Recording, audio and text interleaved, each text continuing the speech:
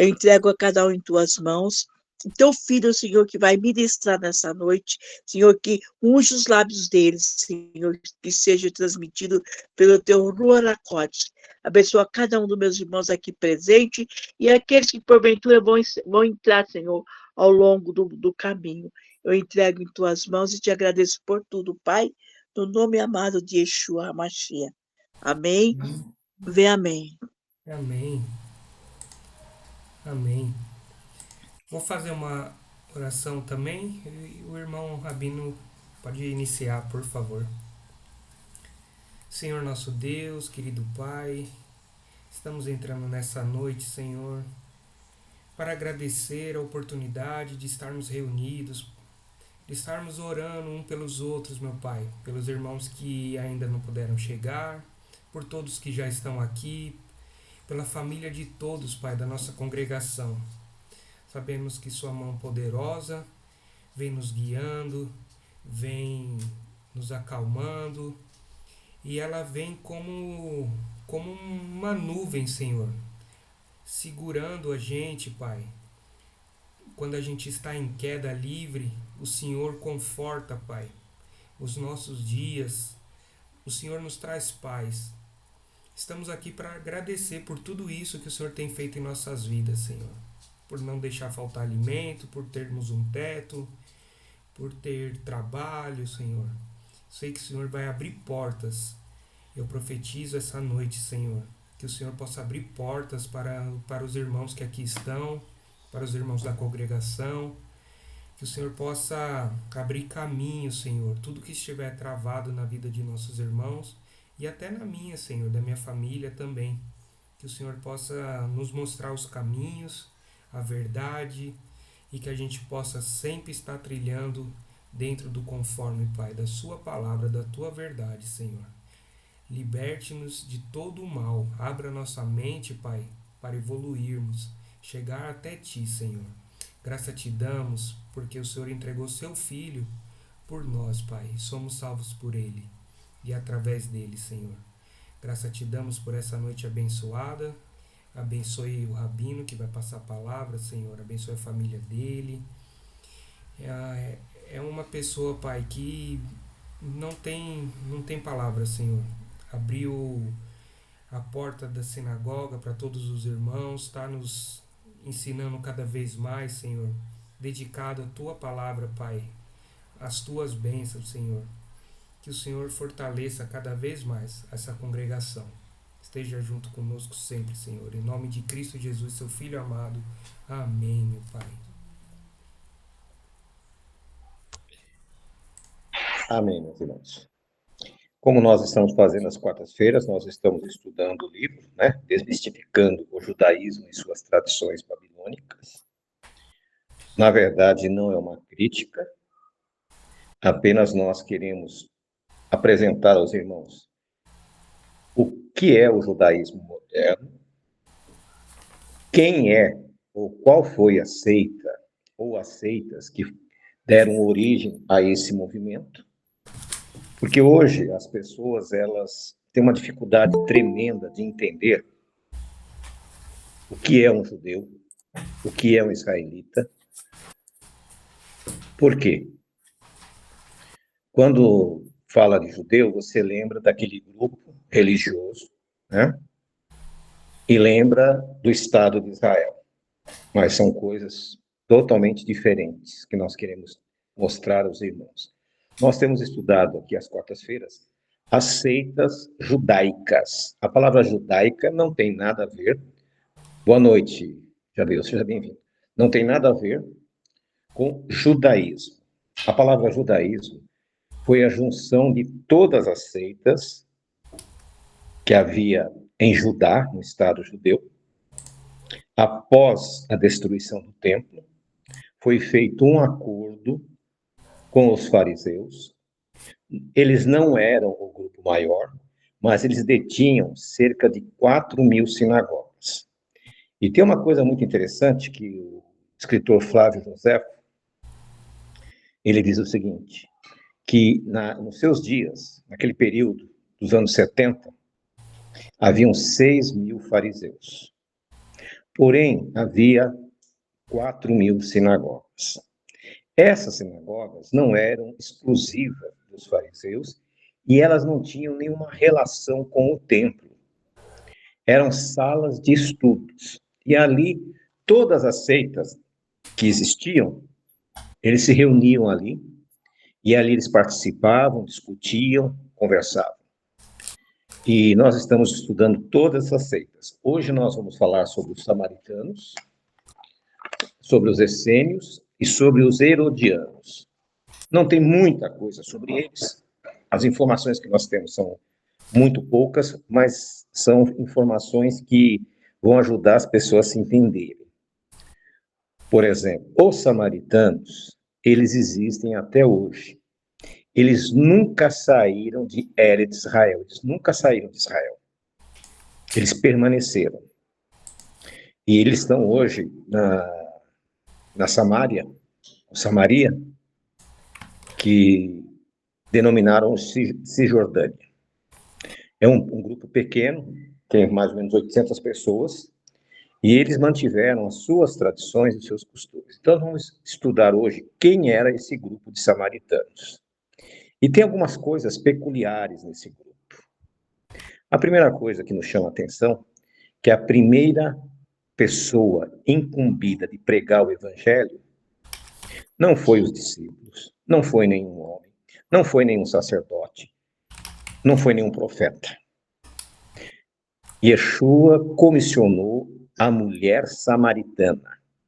Ela é a primeira missionária, a primeira pessoa responsável para pregar. Foi ela que pregou para o seu grupo de samaritanos. E ela tinha um problema. Ela era marginalizada pelos seus irmãos samaritanos. E quem eram os samaritanos? Eles pegaram esse nome porque os assírios colocaram o nome daquela região, que era o antigo Israel, as 10 tribos do norte, de Samaria. E nos fala a história que o rei Sargão, da Síria, invadiu as 10 tribos do norte, levou eles como cativos, diferente dos babilônios, que, com o passar do tempo, quando os persas assumiram o poder, eles permitiram que os judeus retornassem. Os assírios, eles tinham um método diferente para evitar revoluções, para evitar guerras.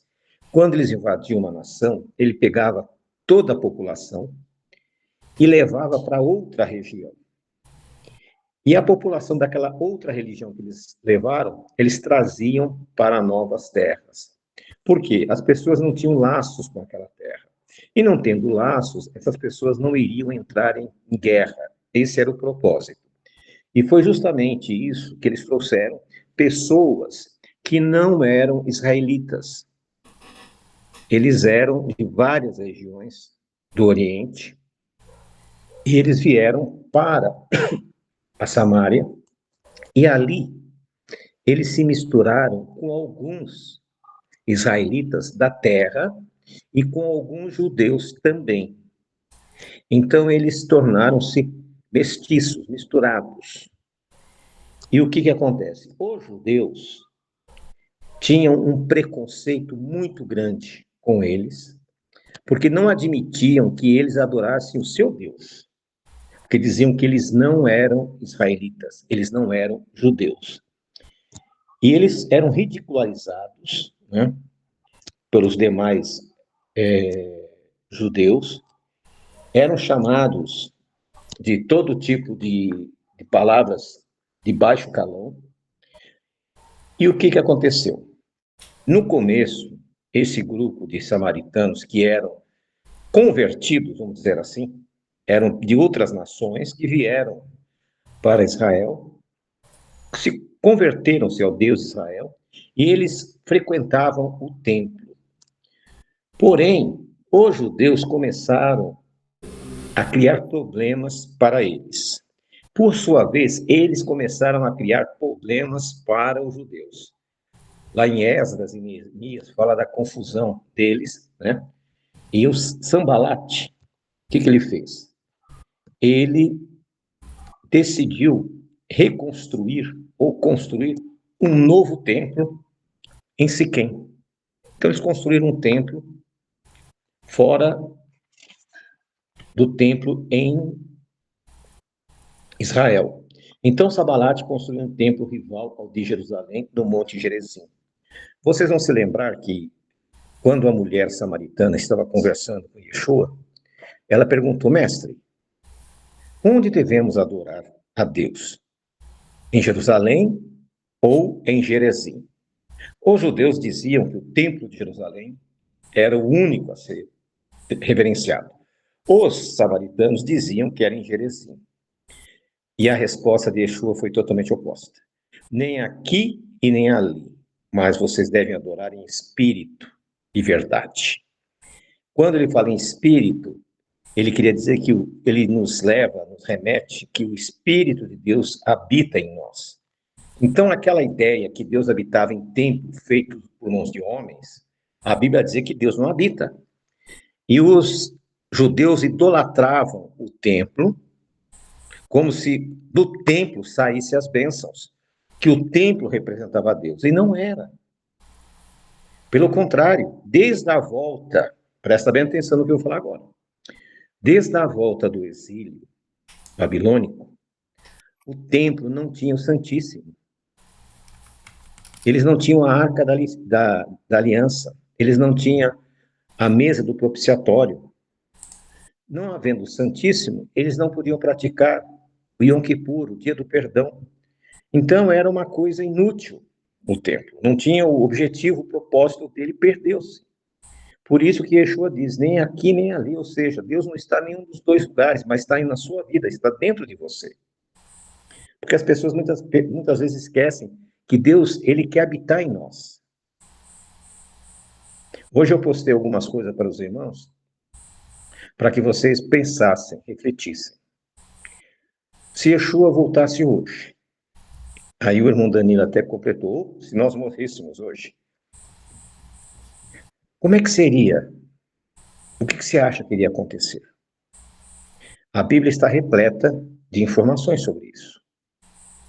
Nós vemos em Mateus capítulo 7, 19 a 22, né, que ele vai dizer ali, quando eles chegam e dizem, mas Senhor, nós fizemos tantas coisas em teu nome, né? As pessoas vão se apresentar como líderes religiosos, que operaram milagres, curas e etc. E o que ele vai dizer?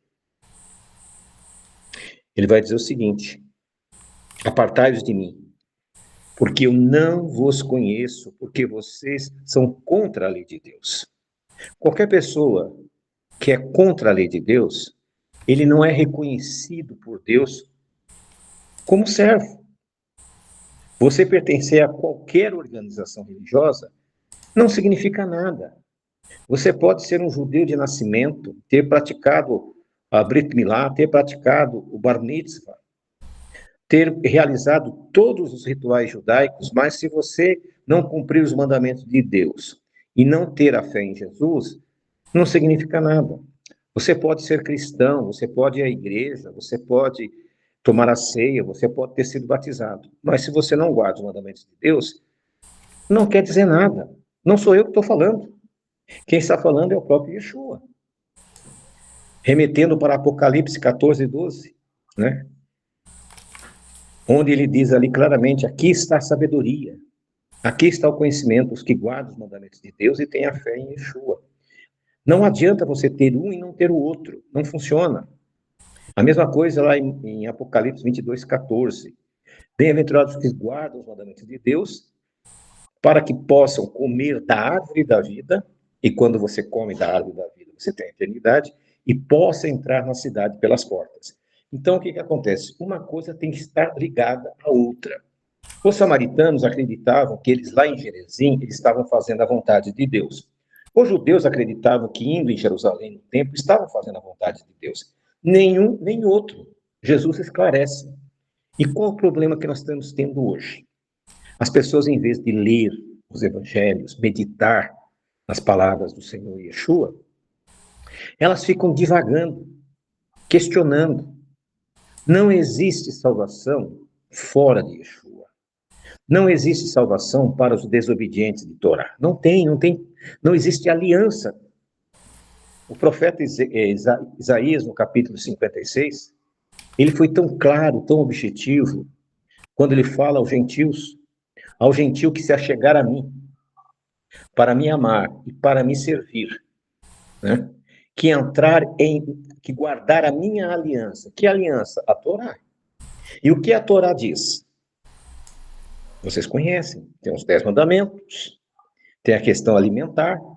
A questão alimentar tem sido renegada, e a maioria das pessoas vão perder a salvação porque estão rejeitando a questão alimentar.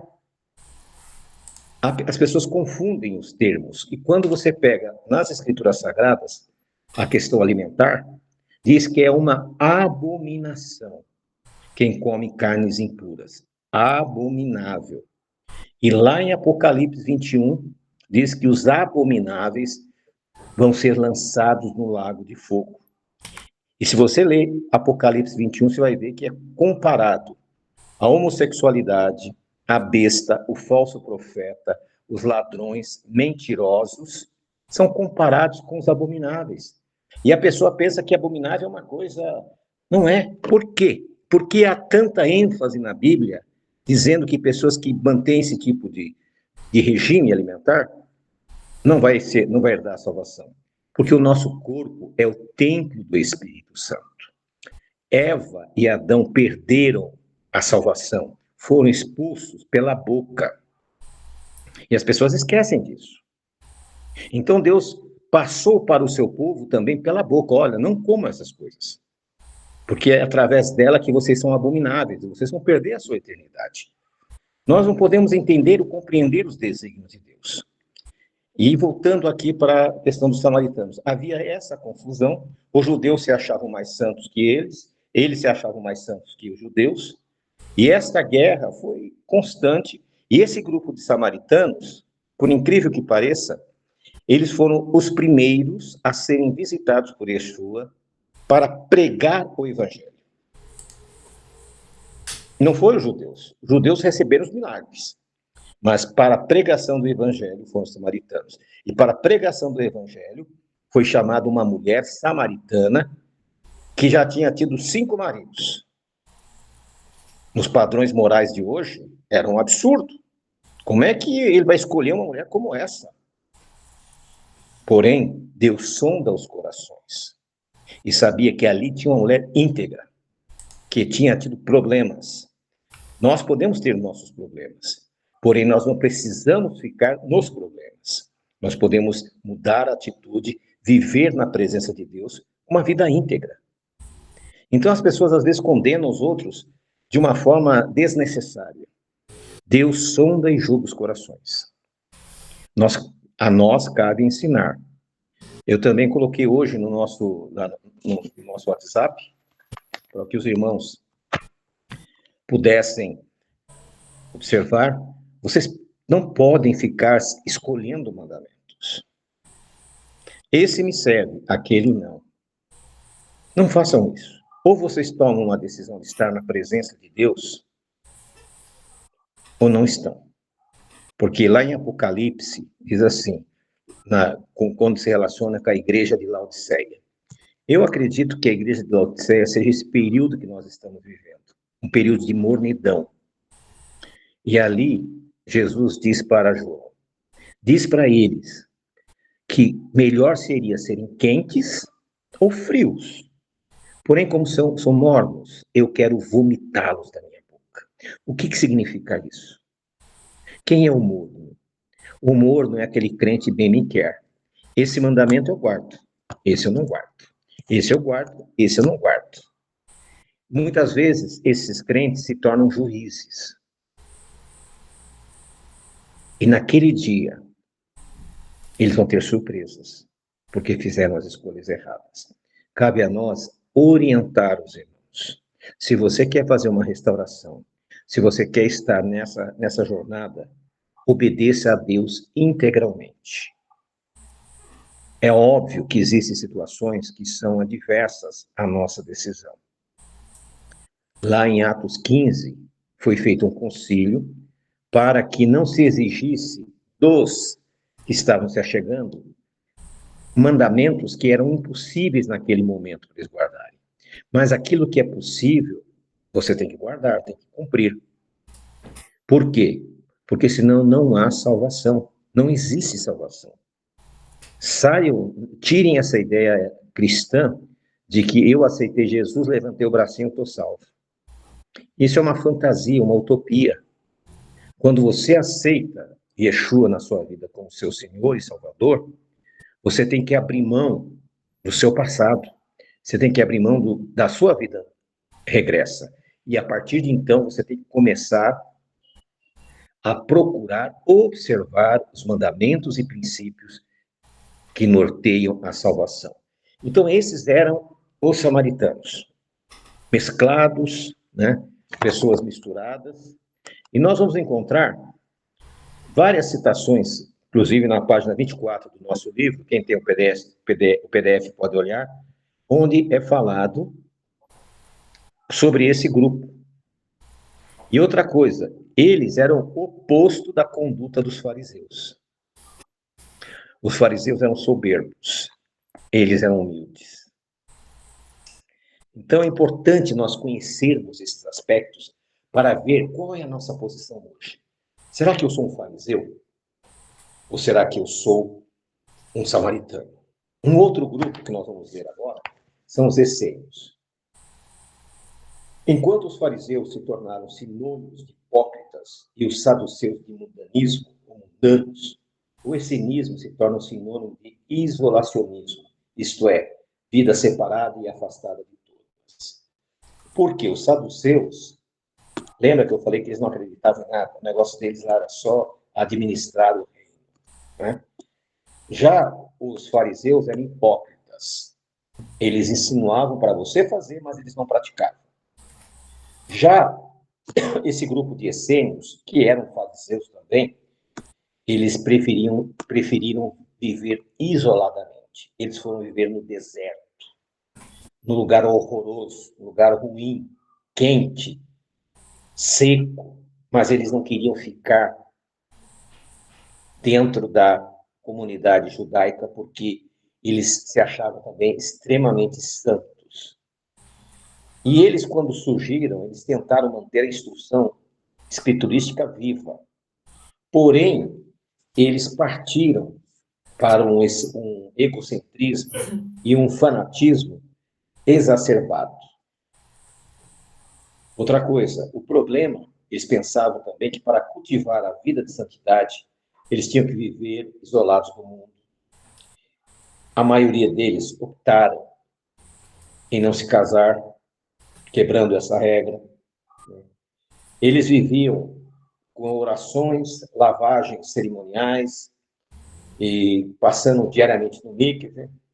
Eles também pegavam seus bens, se dividiam entre si, viviam em comunidade. Existe ainda uma teoria da existência de dois grupos distintos de essênios, que é apresentado na enciclopédia de La Bíblia, que apresenta o grupo essênio do Corã, e havia também outro no Egito. Eram divisões e subdivisões. Nos achados do Mar Morto, os manuscritos do Corã, encontram-se evidências de que os essênios se isolaram por desejarem abandonar as influências corruptas das cidades judaicas. Eles se dedicaram a preparar o caminho do Senhor, crendo que o Messias viria, e consideravam-se o verdadeiro Israel. Segundo Flávio Joséfo, os essênios, além de enviar suas oferendas ao templo, realizavam seu sacrifício de forma diferente do restante dos judeus e acentuavam a purificação, né, a lavagem de mãos. Por causa dessa diferença ritualística, os judeus os proibiam de sacrificar no templo, que os mesmos essênios afirmavam estar contaminado pela impureza da religiosidade social e judaica. Você se lembra que eu disse que havia um templo em Jerusalém, havia um templo no Egito e havia um templo em Gerizim.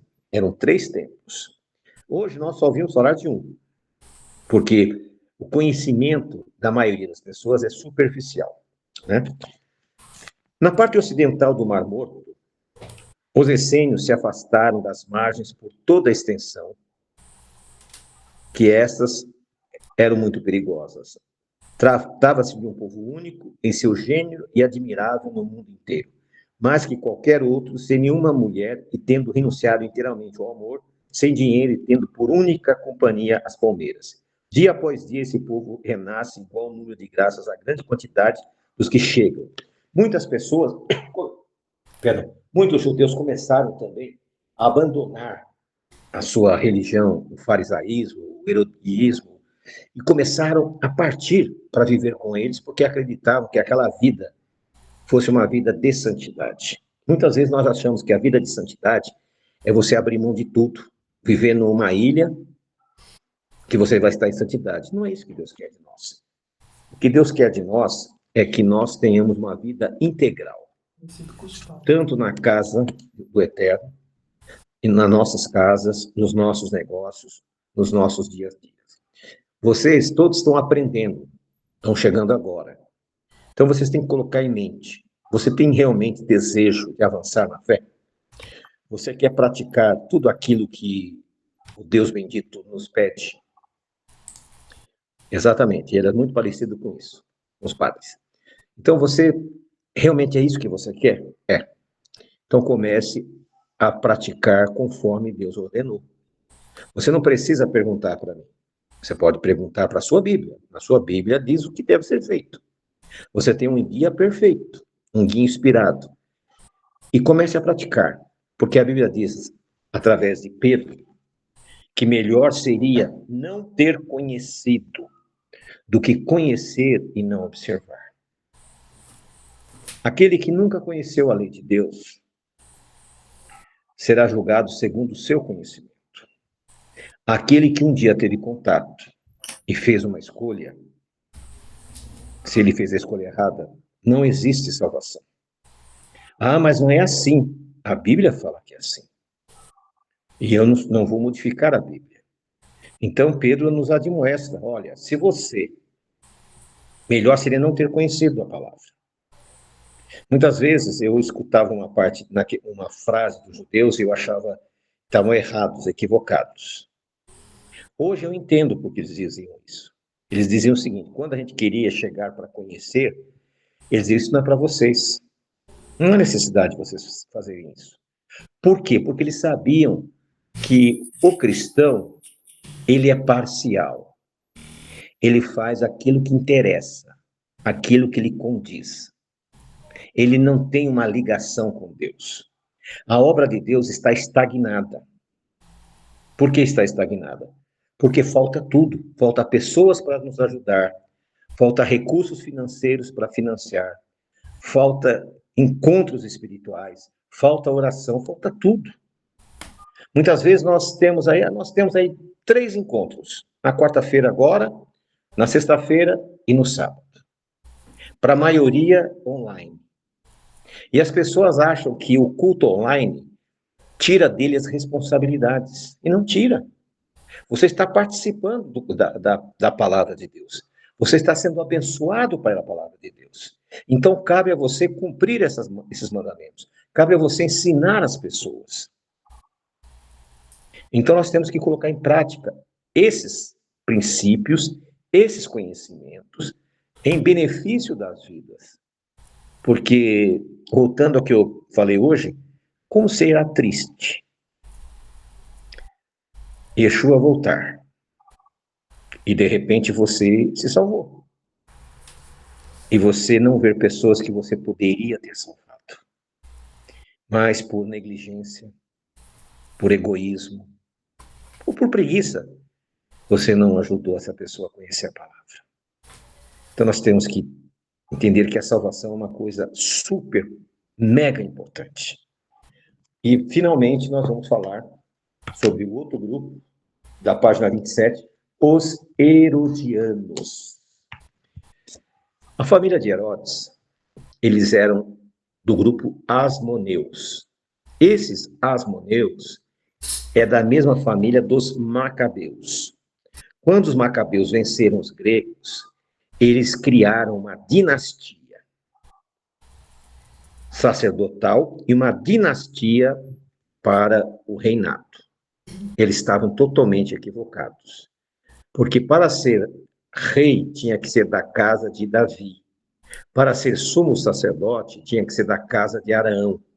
E eles não eram. Eles usurparam.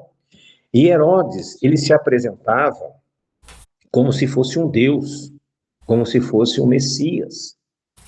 Ele era totalmente helenizado. Nós temos aí Jerônimo, Tertuliano, Epifânio, Crisóstomo e Teófilo. Esses escritores revelam que os herodianos criam ser Herodes um Messias, surgindo em defesa de Herodes para adquirir algum tipo de benefício dos herodianos. Era um partido mais político que religioso. Eles eram muito ligados, com os saduceus. Por quê? Os saduceus é que cuidavam do templo. E quem tinha autoridade era o rei e o sumo sacerdote. Então eles tinham um conluio entre eles, né? Eles faziam ali uma união para dominar o povo. As informações acerca dos herodianos são muito poucas, porém as informações que nos chegam afirmam que os herodianos possuíam privilégios e regalias concedidas por Herodes. É como os políticos de hoje, né? Se você está do lado dos políticos, você tem emprego, você tem facilidades, você tem mordomias. Você está do lado do político, você está bem. Se está contra o político, você está mal. Ali não era diferente. Esse grupo se colocava à disposição do governo romano, trabalhando como espiões que observavam continuamente possíveis situações que poderiam trazer problemas ao governo romano, como rebeliões políticas, insurreições ou movimentos messiânicos, ao exemplo de Jesus e seus discípulos. Ao passo que os zelotes eram fervorosos defensores de uma rebelião, os herodianos se tornaram opositores porque eles não queriam ter problema com os romanos, eles queriam ter os benefícios. Ao extrairmos os ensinos que a história desse grupo nos traz, percebemos que existem, em todos os períodos de tempo, aqueles que sempre estarão dispostos a sacrificar as convicções em troca de recebimento de benefícios pessoais. E aqui eu até acrescento, muitos vão querer tirar proveito de certas situações religiosas para benefício próprio, mesmo sabendo que estão indo contra os princípios fundamentais da pátria salvadora, que é o reino de Deus. Por isso, esse grupo é caracterizado por aqueles que buscam seus próprios interesses em detrimento do próximo. É o completo desapego das verdadeiras convicções e princípios, a começar pelos princípios éticos e escriturísticos. Para estes, o que mais importa é estar ao lado daquele que lhe proporciona benefícios, pois assim poderão experimentar os resultados trazidos pela influência, status e poder. A maioria do nosso pessoal não está aqui hoje. E eles não estão aprendendo. E não vão aprender. E vão ficar sempre na berlinda, sempre sem entender a palavra. Nós temos que procurar fazer o possível para convidá-los, alertá-los, orientá-los. Porque senão as pessoas ficam assim, ficam entre dois mundos. Entre o mundo da verdade e o mundo da mentira. Entre o mundo da verdade e o mundo da distração, do entretenimento. Nós não viemos aqui para entreter ninguém. Nós temos que ensinar a verdade. A Bíblia diz que a verdade vos liberta. Se você quer ser liberto de verdade, cumpra os mandamentos. Para nós finalizarmos, nós vamos lembrar de duas situações que nós até comentamos hoje. A primeira, o jovem rico se aproxima de Yeshua e diz: Bom mestre, perdão, bom mestre, o que faço para herdar o reino dos céus? Yeshua já conhecia o coração dele e sabia que a pergunta era capciosa. Guarda os mandamentos. Ah, mas eu faço isso desde a minha infância. Então, venda tudo que tem e dá aos pobres. Jesus percebeu que o problema dele era a mesquinhez. Ele roubava a Deus. Então, muitas vezes nós esquecemos desse detalhe. Qual que era o problema dele? Ele era rico, mas ele roubava a Deus. Eu conheci pessoas que ganhavam um salário mínimo e eram fiéis. Traziam as suas ofertas, seus dízimos. Quando começou a melhorar de salário, foi melhorando. Quando estava com um salário muito bom, parou, porque ele achava que era muito. Então, a mesquinhez do jovem rico fez com que ele perdesse a sua salvação. Nós vemos o outro caso, Nicodemos. Nicodemos vai à noite, escondido, porque ele não queria ser visto com o Senhor Yeshua. Olha a hipocrisia. Ele sabia que Yeshua era o Filho de Deus, que era o Messias. Porque ele mesmo disse, nós sabemos que você é enviado de Deus, porque senão você não teria como você faz esses milagres. Então ele tinha plena consciência quem era o Senhor. Porém, ele tinha vergonha de Deus, tinha vergonha de Jesus. Muitas vezes você tem vergonha de dizer quem você é. E muitas vezes você é membro de uma coisa muito pior, de uma coisa horrorosa, que não acredita em nada. Então Nicodemos, ele sabia que Yeshua era o Messias, mas ele tinha vergonha. Ele não queria se apresentar aos seus amigos. Foi por isso que Yeshua disse, você tem que nascer de novo. Das águas e do Espírito. Por quê? Porque ele estava tão sobrecarregado daquelas crenças que ele tinha, que ele não conseguia enxergar o óbvio que ele já estava vendo. Você sabe do seu compromisso com Deus. Você sabe da sua obrigação com Deus. Porém, você vai escondido falar com Deus, como Nicodemos. E a resposta é a mesma. Se você não nascer de novo, ou seja, se você não for outra pessoa, meu amigo, esquece, não tem a menor chance. E Jesus fala isso para nós hoje. Se nós não formos outra pessoa, uma pessoa que esteja em harmonia com a palavra de Deus, uma pessoa que esteja em harmonia com a pregação do Evangelho, pode esquecer, tem a menor chance. Porque quem oferece uma salvação fácil não é a palavra de Deus, é o mundo. A palavra de Deus nos oferece como se diz, uma estrada estreita, uma estrada pequena, difícil de entrar. A porta larga que está por aí está repleta de tudo que não é de Deus, tudo aquilo que é contra o Senhor. Então hoje, as pessoas por não terem o Espírito Santo de Deus, elas procuram em artifícios, em shows, em uma série de coisas para entreter as pessoas, para que elas fiquem na igreja. Sendo que faz uma pessoa permanecer na igreja é o Espírito Santo de Deus. E como é que eu alcanço o Espírito Santo de Deus? Com oração, com jejum, com busca da presença do Senhor. Então coloque isso em mente. Hoje nós vimos esses três grupos, né? Herodianos, os saduceus e samaritanos. Muitas vezes nós somos parecidos com um destes. Se formos, vamos rever os nossos conceitos. Que o Deus bendito visite vocês com todo tipo de bênção, que o Espírito Santo abra a mente de vocês para entender o que foi dito. Irmão Danilo, sinta-se à vontade para concluir o estudo, as orações. Fique à vontade. Obrigado, Rabino. Amém pelo estudo. A gente precisa refletir mesmo durante o dia, né? E a palavra nos fala, né, para a gente meditar dia e noite, né? Tem dia igual hoje, foi um dia corrido, hoje foi um dia que eu dei uma olhada na Paraxá por cima, né?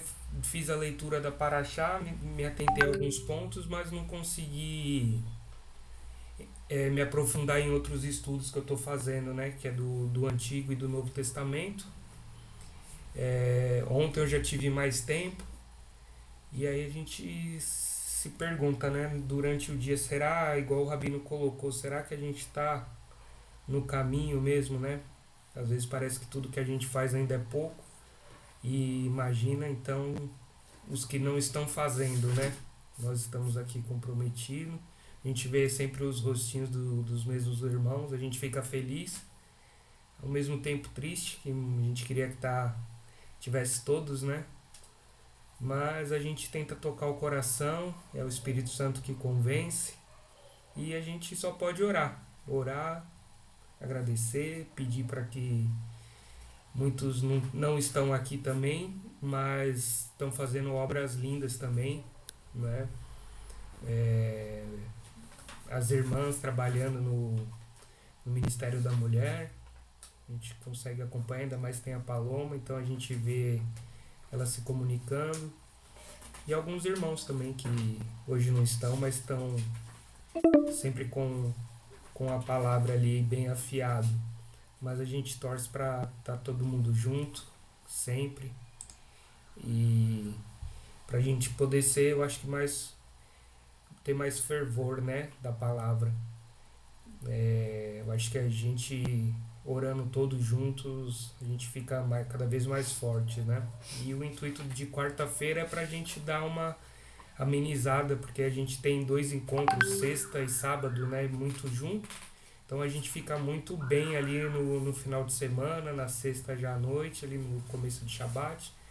E durante a semana a gente a gente chega já com as baterias meio arriadas. Minha irmã chegou agora, mas ela tinha comentado que ela ia passar no hospital. Então, uma boa noite, Amanda.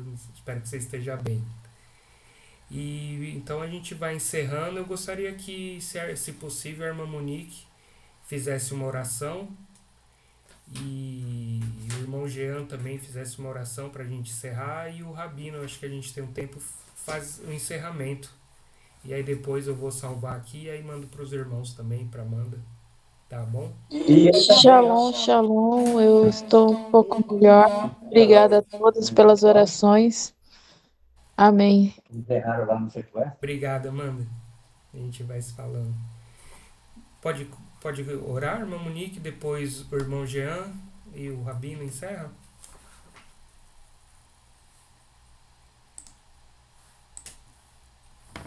Pai nosso que estais no céu, muito obrigada, Senhor, por mais este dia, Senhor, por mais essa reunião, Senhor. Cuida de todos nós, Senhor, que temos tido muitos problemas, cada um com as suas questões, ou de saúde, ou financeira, Senhor. Ajuda-nos todos, Senhor, porque estamos realmente buscando estar mais próximos de Ti, estamos buscando com sinceridade, Senhor, estamos orando, estamos buscando conhecer a Tua palavra, Senhor. Estamos tentando ouvir também as mensagens, refletir sobre as mensagens, né? Abençoa-nos todos nós, Senhor. Dá-nos, assim, um resto de dias de semana aqui com a Tua paz, Senhor. E que possamos ter aí discernimento também, algo que eu sempre tenho pedido, muito discernimento, porque estamos vivendo dias muito difíceis, né? E há muitos enganos aí. Então, Senhor, é isso que eu gostaria de te agradecer. Obrigada por este encontro, por essa palavra, Senhor. E continue conosco, Senhor. É isso que eu te agradeço e o que eu te peço, em nome do teu filho Yeshua. Amém. Amém. Senhor Jeová, muito obrigado, Senhor, pelo dia de hoje, por esse estudo. Agradeço pela vida de todos os irmãos aqui presentes. Muito obrigado, Senhor. Pedir bênçãos, Pai. Pedir que nos fortaleça cada vez mais. Em nome de Yeshua HaMashiach. Amém. Oremos, irmãos. Senhor nosso Deus, somos gratos, Pai, por este encontro que tivemos com os teus filhos. Que esta palavra alcance os nossos corações, a nossa mente, o nosso discernimento. Continue conosco, nos abençoando, nos livrando e nos guardando de todo o mal. Senhor nosso Deus, queremos pedir também que tu envies o teu Santo Espírito sobre a vida de cada um dos teus filhos. Venha atender, segundo a tua vontade, o pedido e ansiedade e as necessidades de cada um deles. Entra com a cura para aqueles que estão enfermos, quer psicologicamente, quer fisicamente, quer espiritualmente. Também pedimos para que tu abra as portas dos céus, para que pessoas que estão em busca de um trabalho possam alcançar esta graça, Senhor. As bênçãos vêm de ti, e é de ti que nós pedimos e nós agradecemos. Continue nos abençoando nesse restante de semana, que possamos cada dia estar mais perto de Ti, buscando a Tua palavra e o Teu entendimento. E o Senhor te abençoe e te guarde. Que o Senhor faça resplandecer o seu rosto sobre ti e tenha misericórdia de ti. Que o Senhor sobre ti levante o seu rosto e te dê shalom. Shalom a todos. Que o Deus bendito esteja com cada um de vocês. Em nome de Jesus. Shalom, shalom. Boa noite. Amém. Shalom, shalom, meus irmãos. Ficam com Deus. Shalom, shalom. Boa noite a todos. Shalom, shalom.